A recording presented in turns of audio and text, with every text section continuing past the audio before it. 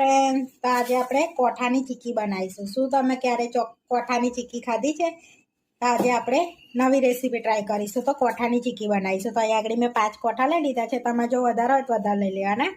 તો હવે આપણે એને ફોડી લઈશું। આ રીતે ફોડીને એનો માવો કાઢી લઈશું। આપણે આની અંદરથી બધો માવો કાઢી લીધો છે કોઠાની અંદરથી। આ રીતનો જોઈ શકો છો, સરસ એવો। હવે આપણે એની અંદર ગોળ નાખવાનો છે। તો અહીંયા 1 કપ ગોળ લીધો છે ને એ આપણે એડ કરી દઈશું અંદર અને સરસ મિક્સ કરી દઈશું। તો ખાટો મીઠો સ્વાદ લાગશે અને ચટપટો। બીજા મસાલા પછી એડ કરીશું આપણે। સરસ મિક્સ કરી દીધું છે આપણે। હવે એને 2 દિવસ માટે આપણે પલળવા દેવાનો છે ગોળને। તો આની પ્રોસેસ થોડીક લાંબી છે પણ ખાવામાં બહુ ટેસ્ટી લાગે છે। તો એકવાર ચોક્કસથી ટ્રાય કરજો।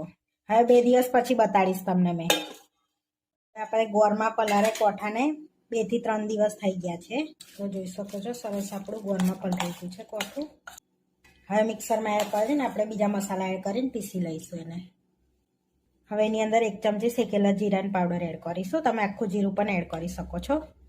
થોડું મીઠું એડ કરીશું। અડધી ચમચી લાલ મરચું પાવડર એડ કરીશું। થોડી હિંગ એડ કરીશું। 1 ચમચી સંચર એડ કરીશું આપણે। હવે આ બધું આપણે પીસી લઈશું। હવે આપણે પીસી લીધું છે આ રીતનું।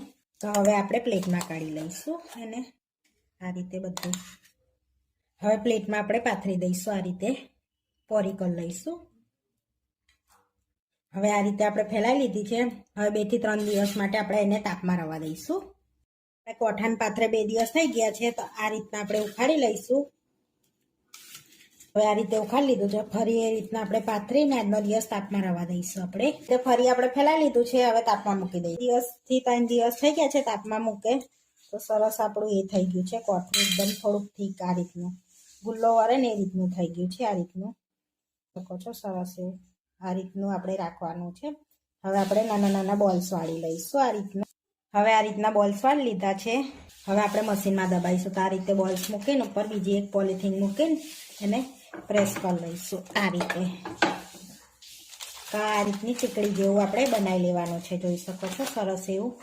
તમારે વણીને પણ બનાવી શકાય છે। આ રીતે આપણે બધી રેડી કરી દઈશું।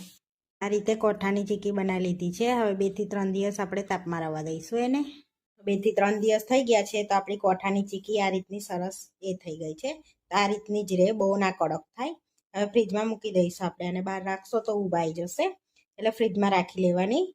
હવે આ રીતનો ડબ્બો હોય એમાં આપણે મૂકી દેવાની। ગોળ ડબ્બો હોય ને એમાં સરસ આ ચીક્કી તમે લાંબો સમય સુધી સ્ટોર બી કરી શકો છો, પણ ફ્રીજમાં રાખવાની તો લાંબો સમય સુધી ચાલશે।